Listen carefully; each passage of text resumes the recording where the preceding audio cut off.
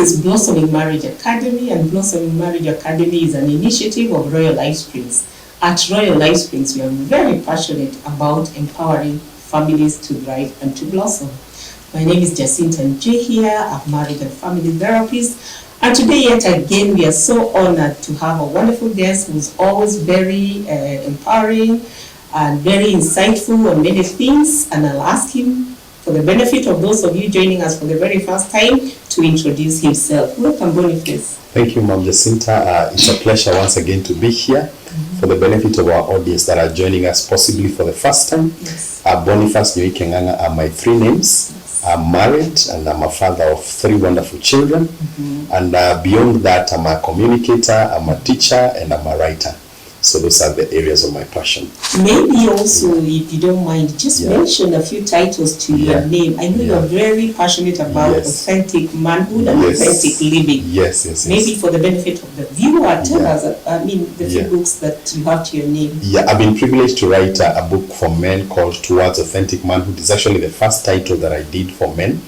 Then I followed it up with a book for husbands called The Hubby's Hub, basically talking about how a man is to lead and to love at home.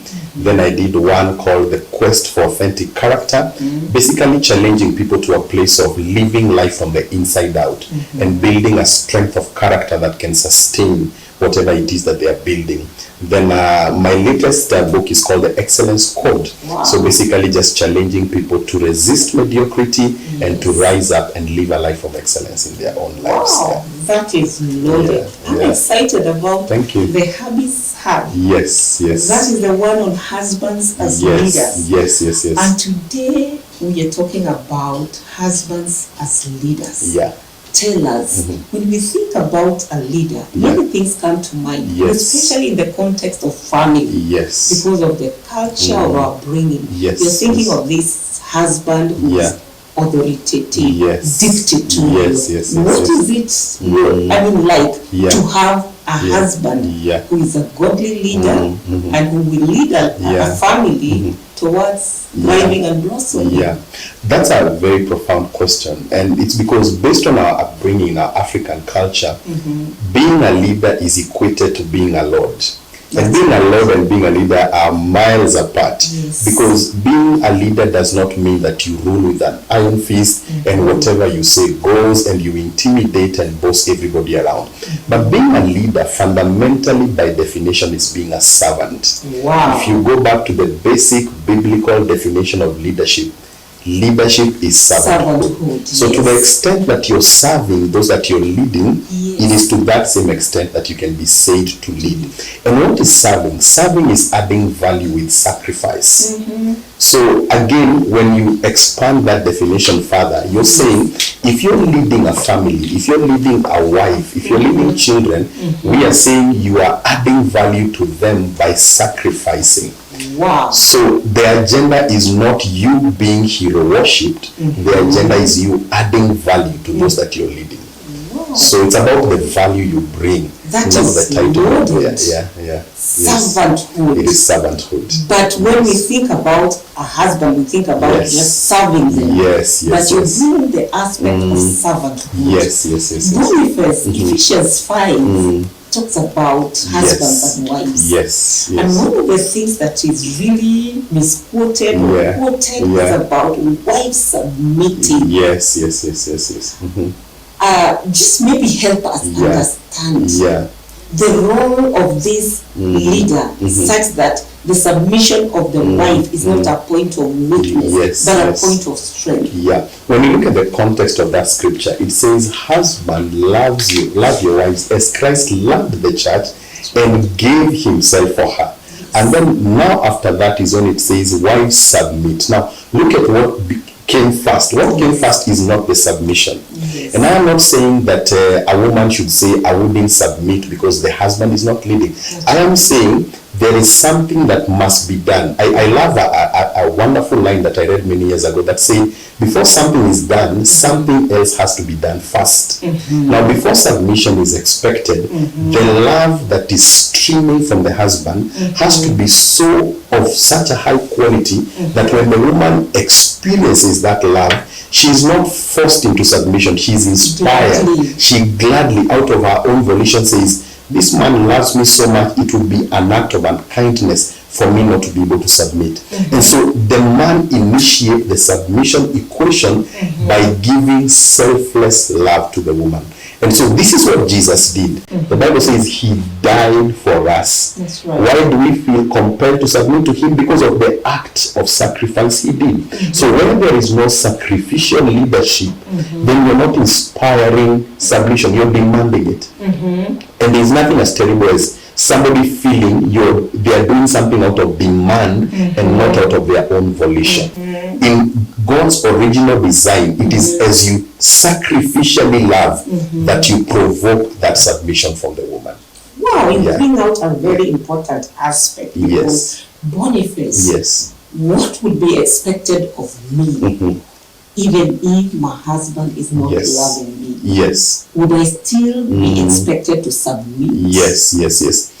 The role that you're called to play should not be dependent on whether the other person is playing their role. You play your role, and then you trust God that God in his own grace and mercy will bring this person into a place of actually seeing you are playing your role and inspiring them to play their role. Sometimes I usually say the best way to get your partner to play their role is not to accuse them of not playing it.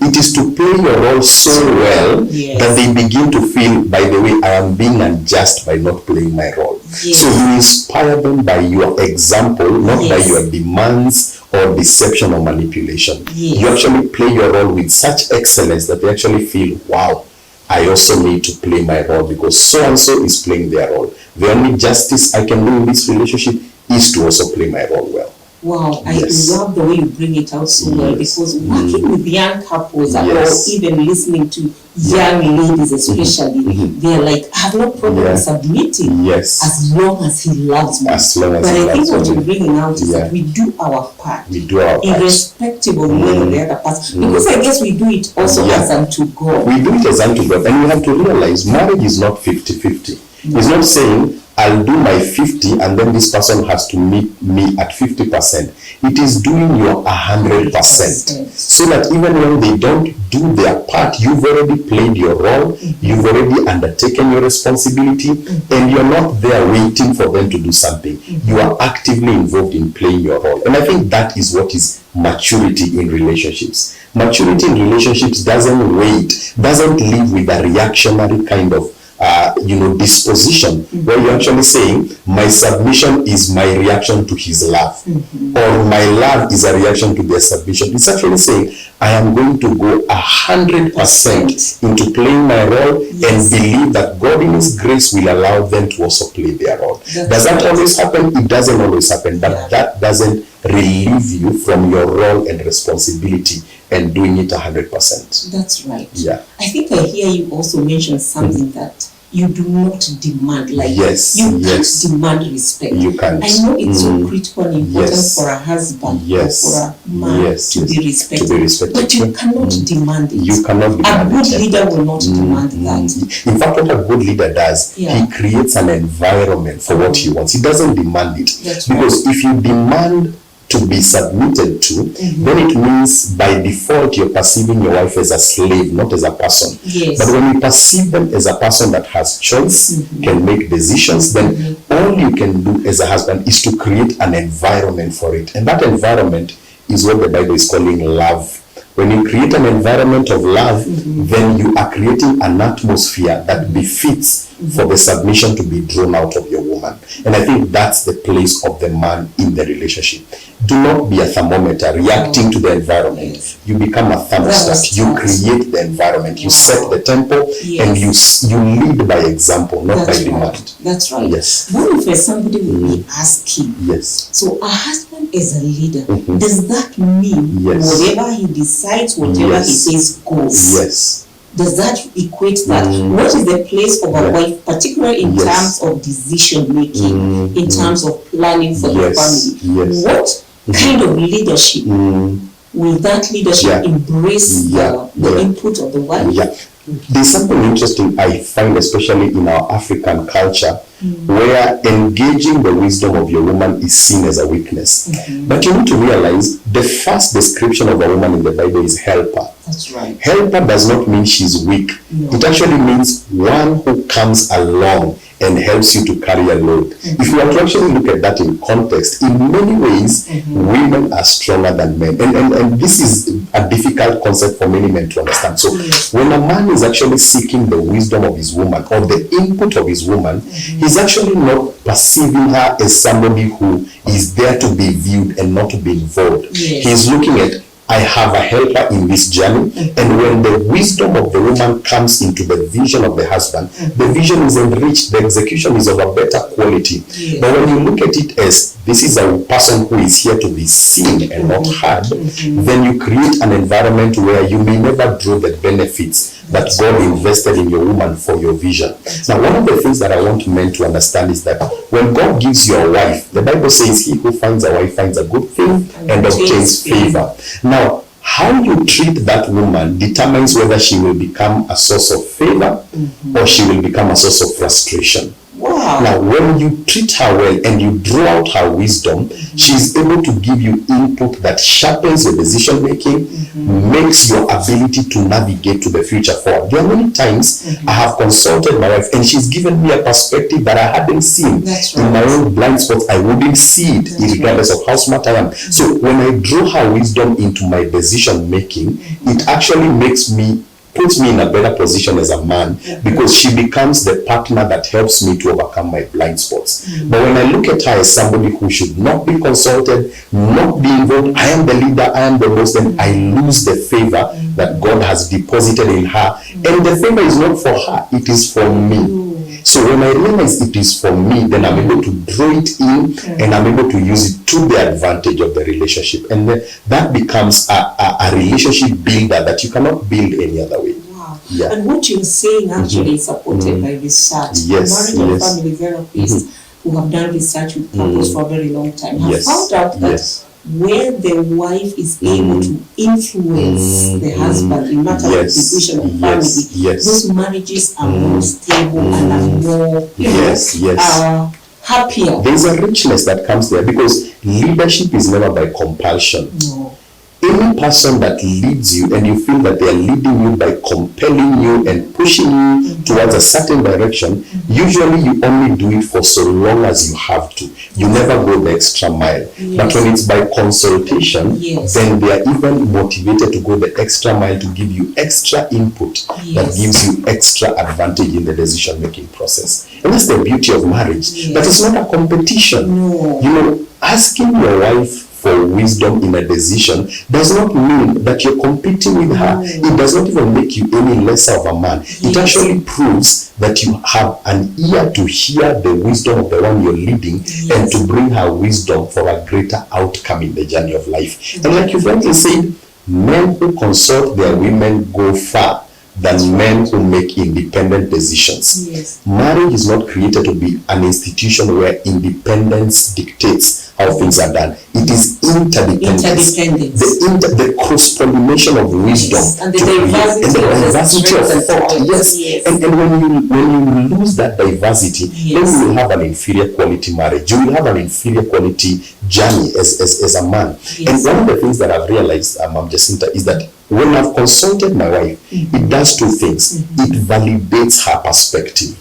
And there is nothing that makes a woman feel loved than validating her opinion. You may not necessarily doing everything she wants done, but just validating her perception and showing her that even her voice is important in the vision. It makes her feel affirmed. And when a woman feels affirmed, then the struggle of submission is reduced. But when she feels like you go there, you make decisions, and then we bear the consequences of your decisions without our input, then what happens is that her motivation to submit is reduced. Not that she will not submit, but she doesn't submit But out she of will do motivation. so grudgingly. Yes. It will be a difficult uphill task That's to get her right. to submit when there is no that synergy and coherence of thought. That's right. Yeah.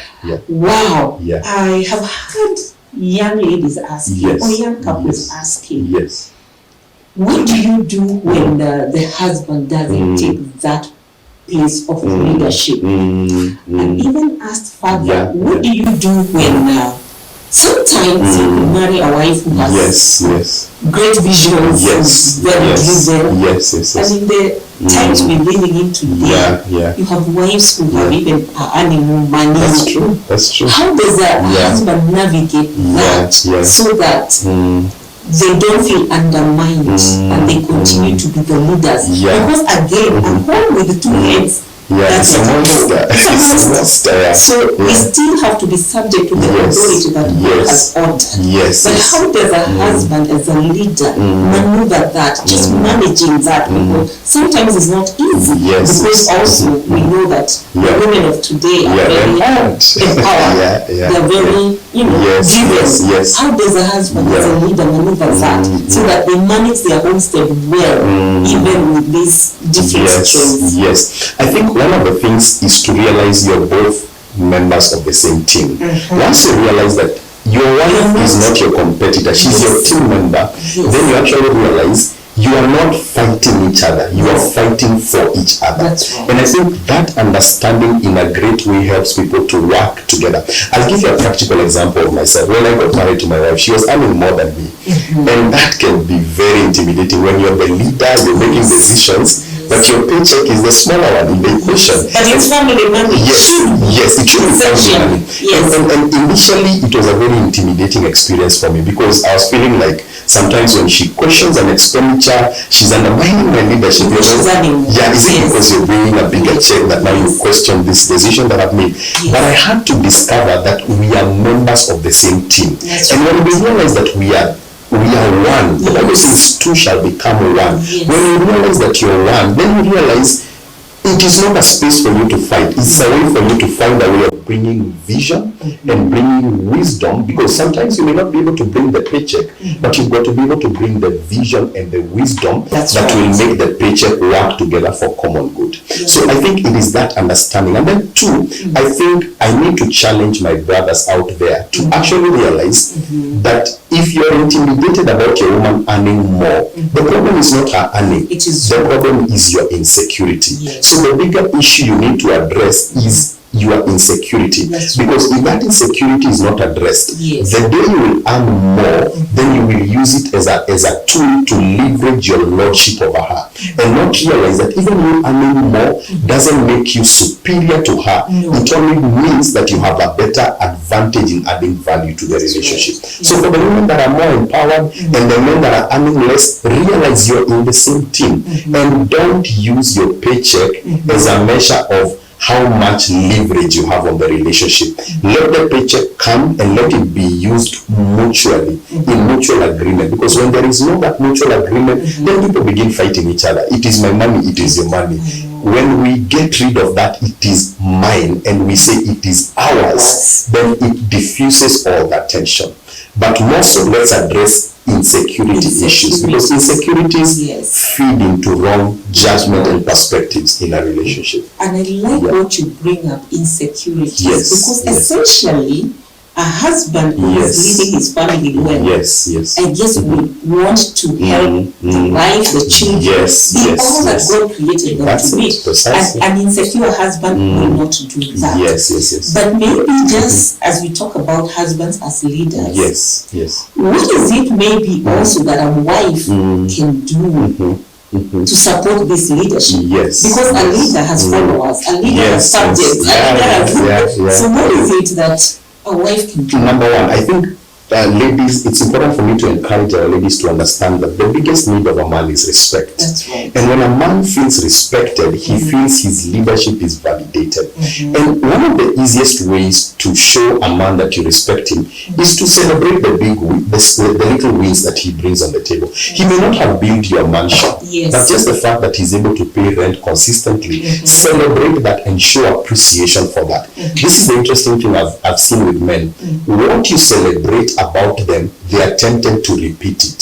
So when you celebrate his victories and his little leadership steps, no matter how little it is, then you motivate him to do it more. But if you beat him down and tell him, look at what other men are doing, now what kind of a man are you? Comparison allows, it brings in a terrible atmosphere in the relationship where now the man feels undermined and the man feels, I married a woman that does not even see my leadership gene. And what men do, they now gravitate towards areas where they are celebrated. That's why men will start an affair in the office, because there's that woman in the office who is recognizing what is being ignored at home. And it's not that I'm giving a reason for men to go into adultery and all those kinds of things. I'm simply saying, let's create an environment at home where the man feels his leadership is validated, and the way to make a man feel validated is to celebrate his wins. Men are motivated by winning. So whatever little wins he has, celebrate them. You will find him taking more initiative and taking more steps. So that's an encouragement I would give to my sisters out there. Wow. Challenge. Challenge. A challenge. I think today's sisters, the girls are so empowered. I know. But I think what I'm hearing you say is that a leader is a servant who is adding value, who is also controlling this family to be kind of support to this. How important is it for a husband to be a leader to support a wife? Because even wives have visions. Even them, God created them for a purpose. How important is that? That is fundamentally important, because the quality of a leader is measured by the quality of the people who follow him. That's right. When you become a lead on your wife, so that since you came into her life, she stopped growing, she stopped thriving. No, it means you are a lord, not a leader. Wow, you are lording over her. You're creating limitations for her. But the purpose of a leader is to actually create space for the followers to rise. In other words, one of the aspects of leading is what I call stewardship. Looking for opportunities to grow those that you're leading. One of my roles as a husband is to ask myself, what opportunities can I open up for my wife to thrive? Because in her thriving, also my leadership is validated, and also her potential is activated. And your marriage is built. And your marriage is built. I can imagine when your wife is fulfilled or you're fulfilled. Of course, you'll be a happy person. You will add more value. Definitely. And the problem with most men is they limit their wives, so that instead of growing, they start growing, because they are feeling subjugated, they are feeling limited, they are feeling oppressed. Your task as a husband is to be a leader, not a taskmaster. And part of leadership is creating space for thriving of the people that you're leading. And your wife is your primary role to nurture her. One of the definitions of husband is in John 15, where God himself says, I am the husbandman. And what is the task of a husbandman? Is to take a plant and nurture it so well that it is able to release its full potential of fruitfulness. And when God gives you a woman, he gives you a seed in that woman. It is your role as a husband to create an environment for that seed of greatness to come out. So if you don't bring out that greatness, then you're not doing your job very well as a husband. You're actually being a taskmaster, not a husband. So a husband must serve, he must be a steward, he must show vision and responsibility. Those are the 4 parameters of leadership in the household space. Oh my goodness, that is awesome.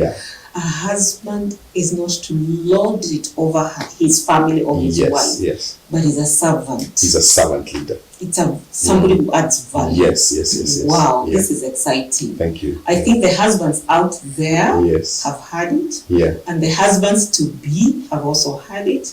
But thank you so much, Boniface, for reminding us the role of a husband as a leader in the family. So thank you once again. We want to remind you that Blossoming Marriage Academy Cohort 2 is ongoing, and registration for Cohort 3 is also ongoing for sessions that begin on the 1st Saturday of October to the first Saturday of November. There you will hear much more about what we are talking today, and your family and marriage will be empowered to thrive and to blossom.